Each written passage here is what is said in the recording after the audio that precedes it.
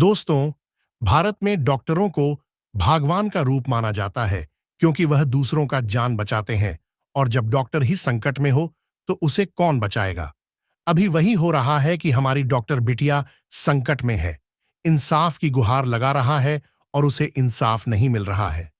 दोस्तों, हमारी डॉक्टर बिटिया को इंसाफ मिले तो हमारे साथ आवाज उठाइए और इस वीडियो को अंत तक अवश्य देखिएगा और इसे ज्यादा से ज्यादा दूसरे लोगों तक पहुंचाइएगा ताकि हमारी डॉक्टर बिटिया को जल्द से जल्द इंसाफ मिल सके और अपराधियों को सख्त सजा मिल सके, जिससे कि वह इस तरह के अपराध करने से पहले 100 बार सोचे। दोस्तों, भारत में महिलाओं के खिलाफ बढ़ती हिंसा और अपराध एक गंभीर मुद्दा बन चुका है।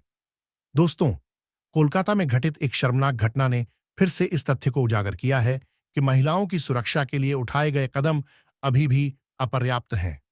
दोस्तों, इस घटना में एक युवा डॉक्टर बिटिया के साथ दुष्कर्म हुआ, जिसने पूरे देश को झकझोर कर रख दिया है। सवाल यह है कि डॉक्टर बिटिया को कब इंसाफ मिलेगा। दोस्तों, इस सवाल का जवाब भारतीय न्याय प्रणाली, समाज की सोच और कानून प्रवर्तन की वर्तमान स्थिति पर निर्भर करता है। दोस्तों, कोलकाता में डॉक्टर बिटिया के साथ घटित रेप केस ने समाज के संवेदनशील सबको झकझोर दिया। रिपोर्ट्स के अनुसार इस जघन्य घटना को उस वक्त अंजाम दिया गया जब पीड़िता घर लौट रही थी।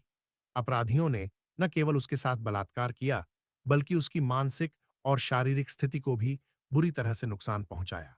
यह घटना न केवल एक महिला के खिलाफ अपराध है, बल्कि मानवता के खिलाफ एक गंभीर अपराध है।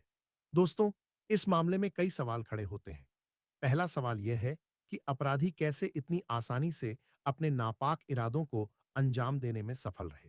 दूसरा सवाल यह है कि समाज और पुलिस प्रशासन इस प्रकार की घटनाओं को रोकने में क्यों विफल रहते हैं।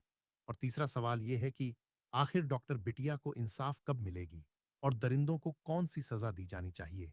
दोस्तों, भारतीय कानून में महिलाओं के खिलाफ हिंसा को रोकने के लिए कई सख्त प्रावधान हैं, लेकिन सवाल यह है कि क्या ये कानून प्रभावी ढंग से लागू हो रहे हैं।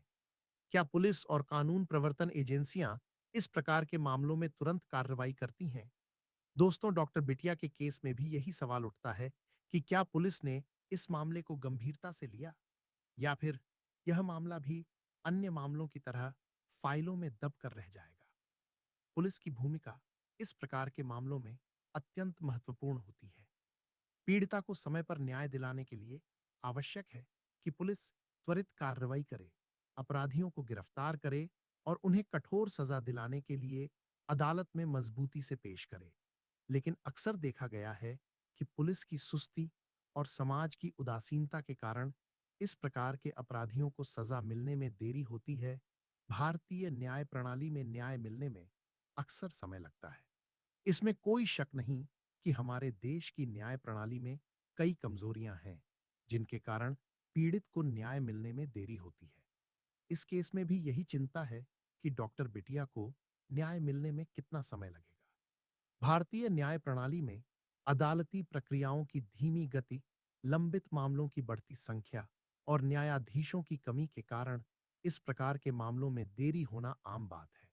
समाज में महिलाओं के प्रति सोच और दृष्टिकोण में बदलाव की अत्यंत आवश्यकता है।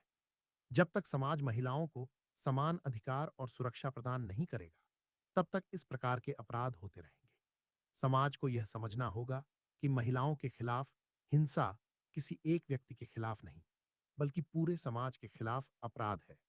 दोस्तों, डॉक्टर बिटिया के केस ने यह भी दिखाया है कि महिलाएं आज भी सुरक्षित नहीं हैं, चाहे वे किसी भी पेशे में हों या किसी भी सामाजिक पृष्ठभूमि से आती हों। इस केस ने समाज को आईना दिखाने का काम किया है कि महिलाएं आज भी असुरक्षित महसूस करती हैं, चाहे वे कितनी भी शिक्षित या स्वतंत्र क्यों ना हो। दोस्तों, डॉक्टर बिटिया को न्याय कब मिलेगा? यह सवाल पूरी तरह से भारतीय न्याय प्रणाली, कानून प्रवर्तन एजेंसियों और समाज पर निर्भर करता है। यह हमारे समाज की जिम्मेदारी है कि हम महिलाओं की सुरक्षा के लिए सशक्त कदम उठाएं और उन्हें ऐसा माहौल प्रदान करें जहां वे सुरक्षित महसूस कर सकें। न्याय दिलाने में जितनी देरी होगी, उतना ही समाज का विश्वास, न्याय प्रणाली से कम होगा दोस्तों। इसलिए आवश्यक है कि इस केस में त्वरित न्याय मिले, ताकि अपराधियों को सजा मिले और पीड़िता को न्याय। तभी हमारा समाज और देश महिलाओं के लिए एक सुरक्षित स्थान बन पाएगा। दोस्तों, भारत में फांसी की सजा को लेकर हमेशा से ही एक विवादास्पद बहस रही है। भारतीय दंड संहिता आईपीसी के तहत कुछ विशेष अपराधों के लिए फांसी की सजा का प्रावधान है, जिसमें हत्या, आतंकवाद और विशेष रूप से जघन्य अपराध शामिल हैं।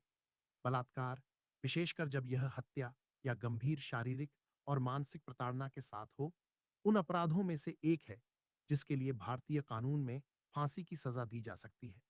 निर्भया केस के बाद भारत में बलात्कार के मामलों में सख्त सजा का प्रावधान किया गया।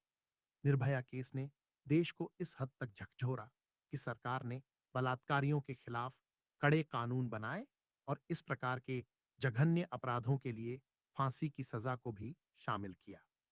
डॉक्टर बिटिया के मामले में भी अपराधियों ने इतना जघन्य कृत्य किया है कि समाज का हर व्यक्ति यह मांग कर रहा है कि उन्हें फांसी की सजा दी जाए। फांसी की सजा को लेकर हमेशा से ही दो पक्ष रहे हैं। एक पक्ष मानता है कि यह सजा अपराधियों के लिए एक उचित दंड है, जबकि दूसरा पक्ष इसे अमानवीय मानता है।